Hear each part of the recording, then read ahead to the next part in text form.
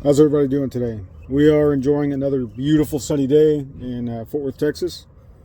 And I just wanted to start this video off with a scripture. Proverbs 11:2, wisdom comes from humility.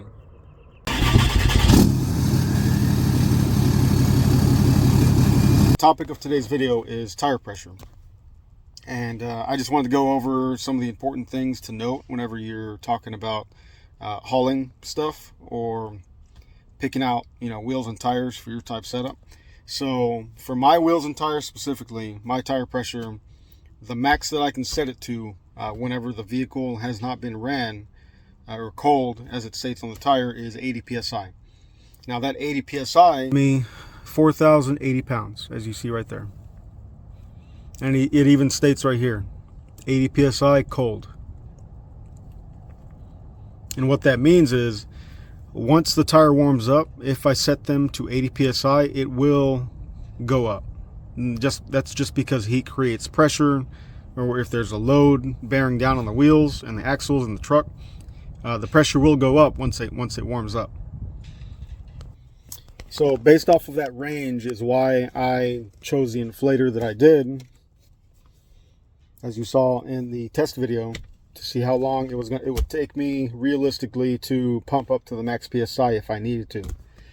Now I think the most that I'm ever going to use this is to air them up to about 65 to 70, and it did that in I think an adequate time, because in the middle of doing the inflating process I can always do other things to load or unload it because of the safety mechanism built into this. The inflator would be perfect for like a regular car. It will do more than enough for you. That way you don't have to go out and spend a bunch of money. I think the biggest thing is you need to look at the weight that your tires can actually hold and set them so that you're not overinflating them. Now mine right here, you see kind of how they wear. So at the top it looks like it's bulging out a little bit, but at the bottom they actually squish down just a little bit. Now on the back, I could probably air these down a little bit more, but because of the roads that I'm on, I like to keep a little bit more air in, as well as all of the other tools that actually hold. Now that squish, you can see it a little bit more inherent on my front wheels, but that also has to do because there is more weight. You have the axles, the engine, the transmission, a lot more of it. There you can see it right there.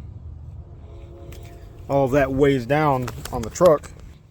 So I set the ones in the front to about 48, 50 psi, sometimes more, if I know that I have a little bit more people. But so far these tires have lasted me 40,000 miles, and it's been about 3 years. So I expect another 2 years out of these. That's usually about the range that you want to keep your tires at. But I would highly recommend, whatever truck you're running, find the capacity of that tire and then divide it amongst the four corners of your vehicle. An easy way to do this would be to go to like a fuel stop, to like a CAT weigh station, and you can actually have them weigh your vehicle front to back. And this tool helps semi-truck drivers know that their axles are not overloaded and that their weight is evenly distributed, so that none of the axles on the truck are overloaded. So I can show you the printout right now.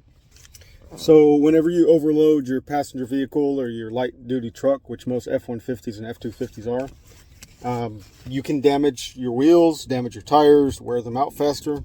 But once you start hauling a commercial amount of weight, which is anything I would say above 10,000 pound trailer or 26,000 pound total, like truck and trailer weight, then you can get into some legal trouble if you don't have a CDL. Now I know people argue about this all the time, recreational vehicles, whatever. I still think that if you're going to haul anything above 10 to 15,000 pounds, you should get your CDL, just so that you can know the risks whenever you're hauling that type of weight. Anyway, before we start a debate, so this was my truck. So the steer axle, just the way my truck sits, 4,940 pounds. the drive axle, which is the back end of the truck right here, 3,420 pounds. I had no trailer, but I was grossing 83.60. Now this was before I added on an auxiliary fuel tank and a toolbox on top of that.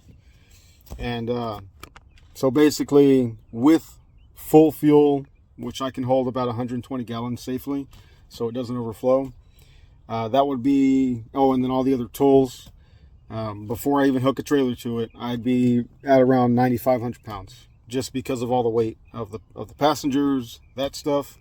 And then whenever we go to these events, we carry more tools, add the trailer, and I think you can understand where I'm getting at. So for my fronts, that's why I settled on that number, about 50 psi, and then I went and added the replacement bumper. And like I said, I like that 50 psi mark because I know the capacity of the wheels. That's about what I need. And there's a math equation that we can actually do to get closer to that number. But for me, that's what's worked for these wheels, and they're actually wearing really even.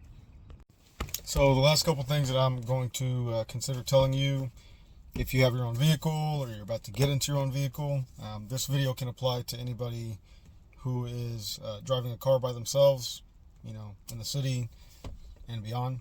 The three things that I would always keep on me are one of these toolkits. Pretty cheap. You can pick them up from Walmart for like $3 or $4, just because it has some extra things in there in case somebody wants to mess with you, or if you have to check your own tire pressure. The second thing is some type of air compressor. Now this one right here, you don't have to get one this big. You can get one of the ones that hook up to your battery. I'll put an example right here. Or they also have ones bigger than this, which most people won't need unless you're running a truck every day like I am.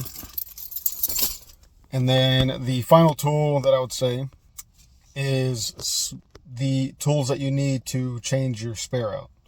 So for this truck, my spare is underneath the bed where it belongs. And I always carry on me the only tools that I need to, if I was broken on the side of the road, just to swap out the tire. Even if I run empty all the time, I know I'm not going to be working on anything.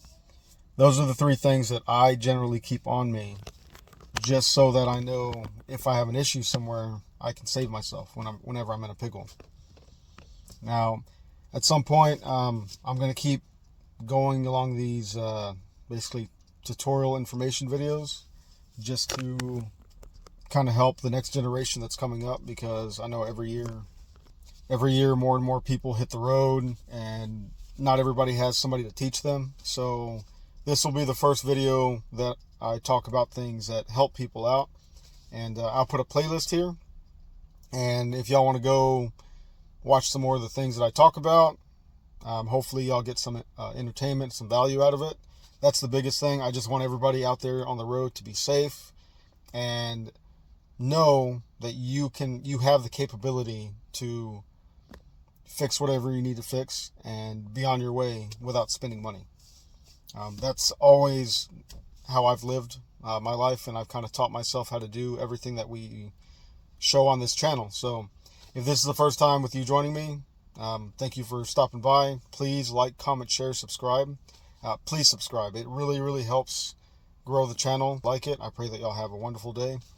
And anything that is on my truck, I will list in the description below, just so you can get an idea of what it may cost for your vehicle to be a little bit more like mine.